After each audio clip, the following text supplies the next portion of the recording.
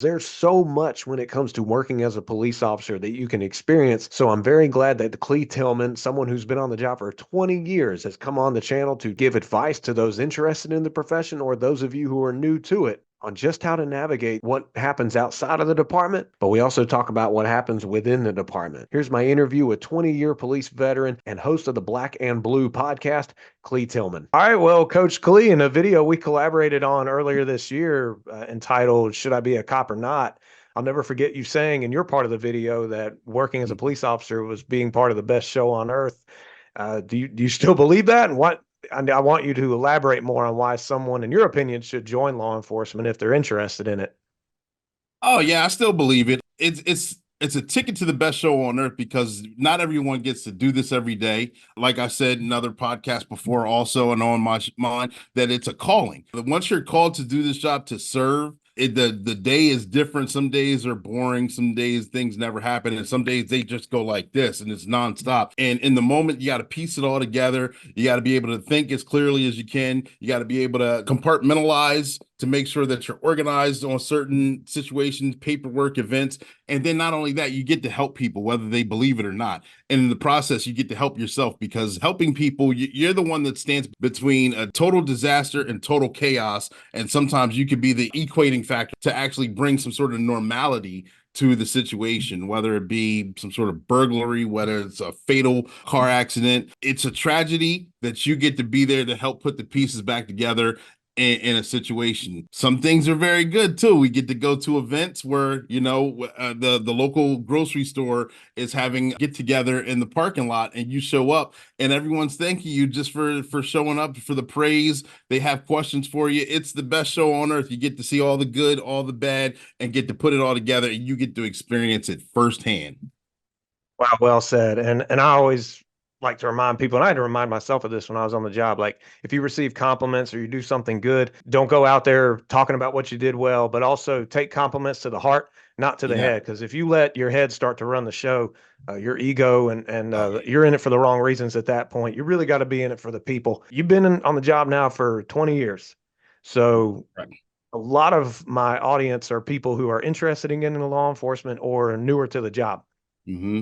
What would the 20-year Officer Clee Tilman tell the rookie Clee Tilman? This version of me would go back in time with a DeLorean and talk to my younger self and tell myself to enjoy the experience, to let myself know it's okay to be new, to ask a lot more questions than I did, as opposed to pretend like I knew the answer or because I thought I knew the answer from coming through the academy.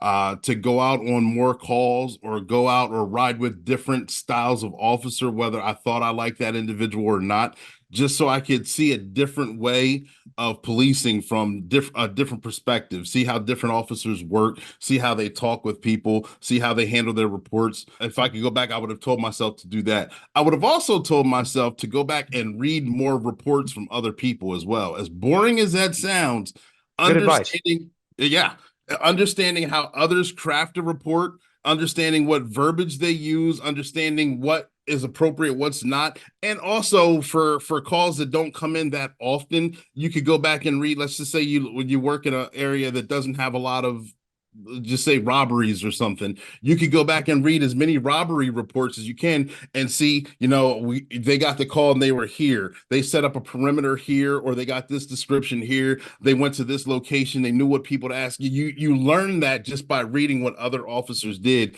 And that way, when you're in the moment and you have the crap factor, it all comes back to you, whether it's fast or slow. Then after you take your deep breath and start doing combat breathing and like get through the process, you remember, oh yeah, I can do this, I can do that, I have this available. And it's all from learning, building a foundation, so that way when you become a veteran or seasoned officer, you're more well-rounded. I would go back and tell myself that, instead of being, as when I was younger, I was more cocky headed, and I knew I wanted to get to the action, and I know exactly what I'm doing because I came out of the academy and I was fresh out of the army, so I'm good to go. Right. And I mean, honestly, and you and I both know, and police officers out there can never lose sight of the fact that you're never going to know it all. Therefore, it's important to continuously learn. Exactly. I Yeah. agree And that 100%. only, when an officer takes that mentality, it only helps the public as well. for sure. But when it comes to the public, in your opinion, what has been your best way to connect with people, particularly when you show up on a call and they're upset, they're angry, sometimes highly impaired on drugs? Like, we got to connect with people to try to not let it get to a point where we have to use force at times and stuff like that. Like, what's been your go-to strategy to build that connection to keep things as civil as you can? Again, back when I was a younger officer, one of the senior officers told me we arrived on a reportable accident that was very bad. And he said, "This is yours. Take the lead. I want to see how you do it. I'm here for you." So I take the lead on it, and I'm getting all the information for Unit 1, Unit 2, and everything for the report. And I'm getting all the making sure that the roadway's blocked off, and I have all the services, fire, ambulance, EMS staged, and everything. And the one thing he told me about is he said, no matter what, once you get to the scene, ask everyone involved, are you okay? Is everything, do you need a medic? Do you need what happened? And getting there and showing that compassion and empathy, it's settling. It gives you time to get your pieces together, and it lets the person involved know that you care. And so I took that from that accident. I do that for domestics or anything else. The first thing I do, whether they're on high on narcotics, whether they're upset, whether they're manic with mental illness, first thing I do when I arrive, hey, are you okay? I'm sorry that this is happening to you, and I'm sorry that I'm meeting you under these circumstances. However, this is what we need to do, and then go through it, and you have an amazingly different effect, and those involved are more receptive, not all the time, but 9 times out of 10, they're more receptive. They help you get through that process, and you're able to help them because they're helping you. Man, solid advice. Thank you so much for that. Absolutely. I've noticed since I've connected with you on LinkedIn, maybe what, 2 years ago or so, Mhm. I've noticed you're no stranger to giving a big smile and being very nice and having a good sense of humor. So, how much do you believe that plays into job performance when appropriate, when appropriate, when Mhm. appropriate, and then also de-stressing and kind of making it through when it comes to your mental health side? This job is such a meat grinder that humor actually gets all of us through it. When appropriate, again, I'm full 100% involved in the humor. We love to play the practical jokes. We love to have ongoing contests and things like that. Those are the little things that make this, again, the best show on earth, because you build camaraderie with the guys that you're working with. You build camaraderie with the public. Funny times are the times that you remember the most. They're more substantial. You take that with you. There's guys now that I've been on for so many years. Now I'm showing my age. Retired guys that you don't remember the good days, you don't remember the bad days. You remember the time in roll call. You remember the time when the scene was starting to die down where they made you laugh. And those moments, you bring those back up when you have dinners or choir practice or hanging out later on, and you remember those moments more than you do some of the tragedies. Humor gets you through it. If we couldn't laugh, then we turn into dried up prunes and just wither away. Laughter kind of soothes the soul. Yeah, very true. And so laugh, people, have a sense of humor. Don't lose it. And it's okay to have a sense of humor on certain things on the Mhm. call. And I remember when people would try to insult me on certain calls, I would respond back with humor, letting them know, like, that doesn't bother me. That made me Yeah. laugh. Thank you for making me laugh. And then they'd be like, well, I don't hold any power over this officer. So it's all right. It's all Yeah. right. Well, we've talked about, some of the good, and then you've given some solid advice, and I appreciate that. What do you believe are some of the hardest challenges that cops face daily? And this is more for those wanting to get into the profession. I don't want them to be blindsided by it. So there are challenges. What are they in your Oh, opinion? absolutely. Some of the challenges that I've seen, especially throughout the years that have changed, is the amount of help, respect, support are given either inside the agency or outside on the street as well. It seems like it's a very different world now, where before, if you would catch a bad guy, you know what, you caught me fair and square. Now you catch a bad guy doing something wrong. I didn't do it. You didn't see me do it. And you have clear evidence. Everything's pointing in that direction. For lack of a better term, the citizens of the public, they criticize you more. They don't believe you at face value. Things that you have to overcome. And that comes with character as well. A lot of bad apples. No one hates bad cops more than good cops. And so some of the bad apples hopefully get weeded out through the process, and they give us a bad name. But then through our character building, through a good foundation, backing yourself, knowing yourself, self-actualization helps get you through all the negatives through the job to where, they say the job starts off rough, but if you go through that fire, that purifying fire, you come out shining like pure gold. So therefore, I would say working on yourself, getting yourself to understand that not everyone's gonna have your back in the moment all the time and still doing the right thing. I think that's more challenging now than it's ever been, at least in my career. No, 100%.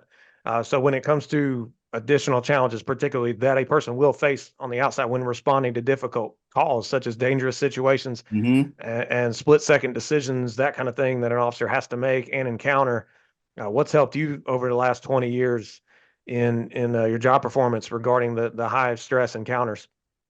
High stress encounters is knowing that for one, it can't last forever. For two, you do the best you can in the moment. You do the right thing. You lean on again your platoon. You lean on your commanders. You lean on whatever you have available to you while you're working, making sure that you're doing things by the book and correctly. High stress, split second situations, whether it be you or not, you make the decision and you go with it. And then therefore, you once you're able to process it, you don't compartmentalize it and keep it within yourself. We're good now. Our profession is better now with letting other officers know it's good to have peer-to-peer support and getting that thing out. So having those split-second moments, yes, you have to deal with them. Yes, they're going to happen. You deal with it, you process it, and then you also talk about it. You get it out. You make sure that it's not something that's festering within you that no one else knows about. And I appreciate that good advice. It is what it is. No place is perfect. So there's the internal Mm-hmm. tension as well, and there can be the internal stress. It is what it is. I hate Mm-hmm. it, but you get, unfortunately, that seems to be the more obvious stressor. And what stresses people out more within the profession, what happens within the four walls. So, Yeah. what's your advice on navigating that challenge? Because, like I said, no place is perfect. Again, you couldn't say it better. No place is perfect, and all places desire to be perfect. Especially as a newer officer coming on, I would suggest, therefore, listening to your chain of command, listening more, talking less, questioning things at the right time. I hold true. I held true in the Army. I hold true till this day. When commanders come in, they say they have an open door policy. I hold them to that. Don't say it if you don't mean it. Don't just say it because it's a buzzword. In the right circumstances, in the right moment. Don't just because a sergeant or a corporal or someone is telling you something and going straight to a captain. I would say within reason, yeah, things are going good, things are going bad. Being able to, again, peer to peer, have a conversation at the right time, at the right moment, whether it's a day or shift later, a week later, a month later, whatever time, being able to go either to your chain of command or to another command and asking, we got this issue. I was told to do this. I really don't understand why. And I want to understand why I was told to do this in the grand scheme of things, because I don't want to be insubordinate. I don't want to seem like I'm the bad apple. I just really want to understand, and I'm not getting the understanding that I'm looking for. A lot of things I believe in any occupation are lost within communication. And the more we can communicate thoroughly and understanding what comes from the top to the bottom and the bottom to the top, I think we all get better in the process. In addition to a sense of humor, how have you maintained your sense of morale and well being throughout 20 years working in law enforcement?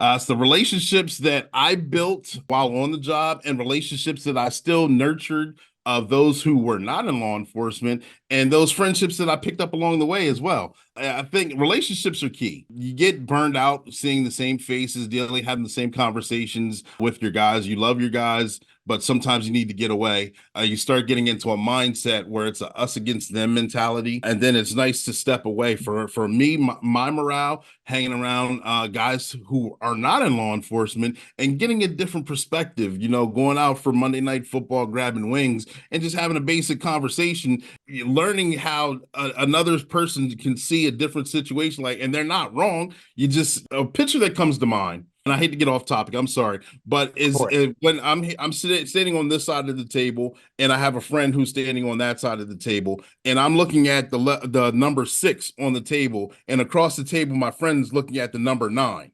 which one of us is wrong and which one of us is right. Both of us are looking at the exact same thing from two different perspectives, and we're both right. But if I would go over to that side of the table, I could see how that would be a 9. If he would come over to this side of the table, I could see how that could be a 6. So therefore, what I'm trying to say is the perspective is different when you look at from a different vantage point, and that's helped me keep my morale because I keep friends with work. I keep them. I also keep the family. I also keep the social friends and business partners that I met in the process, grocery stores, people who have local businesses here in the jurisdiction where I work. You build relationships with them, and then you start knowing their kids and their parents and things like that. All that helps. All that means something because when the job gets tough and you start getting that burnout, you have other legs of the table to lean on because the table can't stand with just one leg.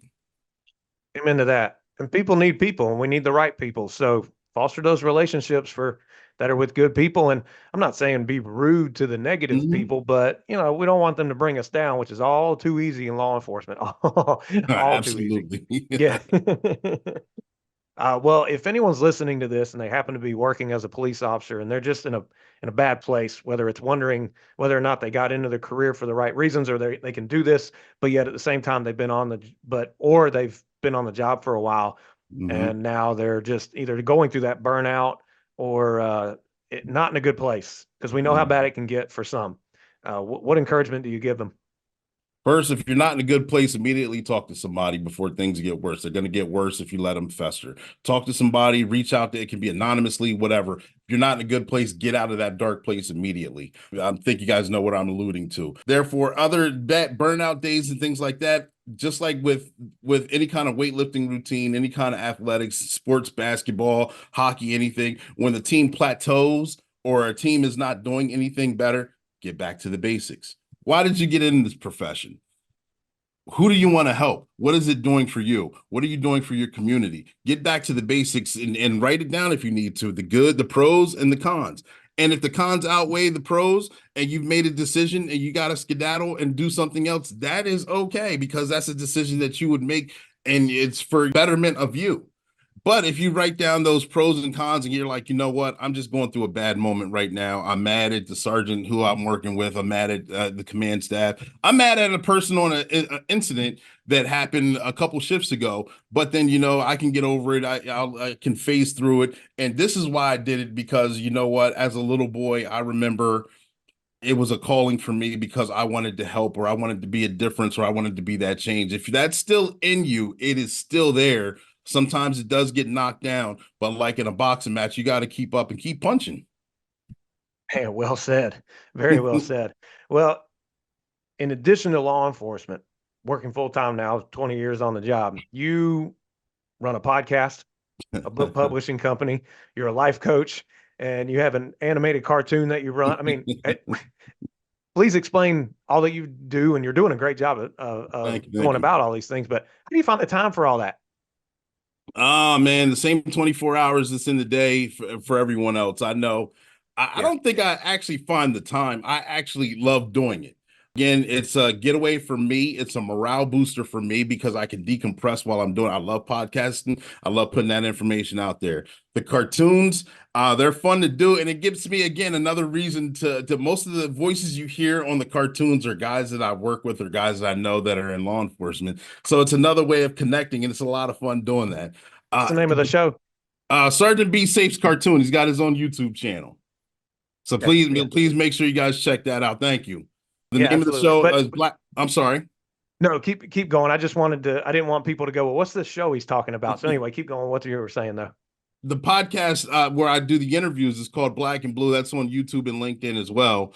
You see the tagline behind me, and we have a lot of fun doing that. It's weekly at 7 p.m. Eastern Standard Time, where we interview a person, rookie season or retiree, about their trainings experiences and their publications. And speaking of publications, again, like you said, book publishing company. I wrote some of the books back there. I have clients to do that. Always wanted to write a book, tell your story. It's an easy way of doing that. I have clients who do so as well. I don't stop because if I did stop, then my time will be consumed of whiskey and cigars. and that's not good for the health. It's good for a moment to moment, but I have to consume myself staying busy with something I enjoy doing because it's a good pastime and it takes my mind off some of the cases that I work while I'm a detective for my agency or some of the situations that's going on. So it gives me the good break that I need while I'm not on the clock to actually focus on something else and gives me that relaxation. Heck yeah, and you're adding value. I must say, Black and Blue has been Thank you. an incredible podcast, and I will give credit where credit is due. Thank you. And Thank you. yeah, shout out to your podcast for sure. So I'll put a link in the description box for people to go and find your website as well as your podcast. And Clee, any closing words for anybody who may be listening, whether law enforcement or not, whoever? Just any last parting words. Yes, first, before I do go, Scott, I want to thank you for allowing me to come on your platform. You've been on the show as well, and I've been following you. We've been following each other for many years. I think you're doing a tremendous job, and you're moving that needle forward. So I thank you for everything that you do. Thank you. And then, ladies and gentlemen, boys and girls, those who are in law enforcement and those who aren't, respect and kindness goes a long way. We hear it all the time. It's just treating people how people need to be treated. You can hold the door for someone. You can say thank you. It's the little things in life that get us all through, whether we're on the job or not. That's the things that make our society better. And, you guys know we're at a pivotal point in our country, and we could go one direction or another. However, if we focus and start working together and start giving giving each other a little bit more respect and being a little bit more kind, I think that'll go a long, long way. 100%. 100%. Thank you, Clee. Absolutely. Thank you.